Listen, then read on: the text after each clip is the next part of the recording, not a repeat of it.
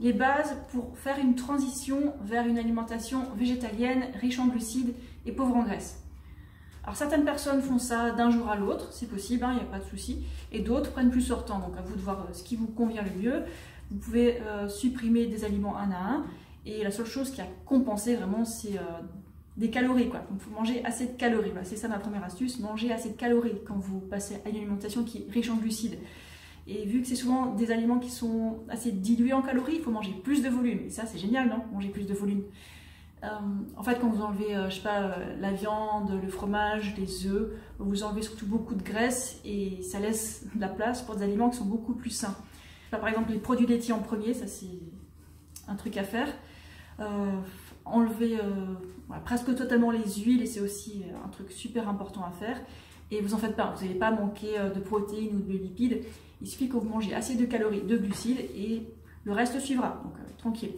Un truc à faire, c'est aussi d'augmenter progressivement la quantité de fibres, parce que si vous passez, je sais pas, de 10 grammes par jour à 80 grammes par jour, ça risque de faire trop pour vos intestins, qui sont déjà au départ, a priori, irrités par les excès de protéines et de graisse. Donc soyez cool avec eux, donnez-leur une quantité de fibres qui est assez limitée au départ.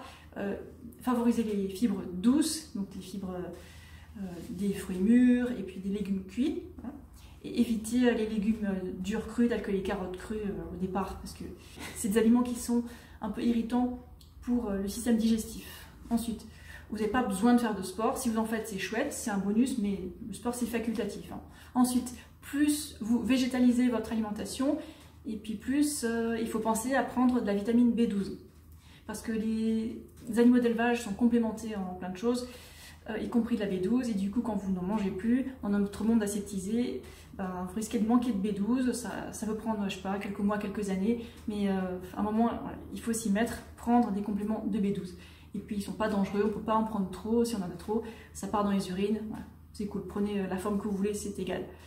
Et n'oubliez surtout pas que manger, ça doit être du plaisir, donc trouvez-vous des aliments riches en glucides et pauvres en graisse qui vous font plaisir. Ne vous forcez pas à manger des légumes que vous n'aimez pas ou des fruits que vous n'aimez pas. Choisissez-vous des féculents que vous aimez, des légumes que vous aimez, des fruits que vous aimez, mûrs, et voilà, faites-vous plaisir.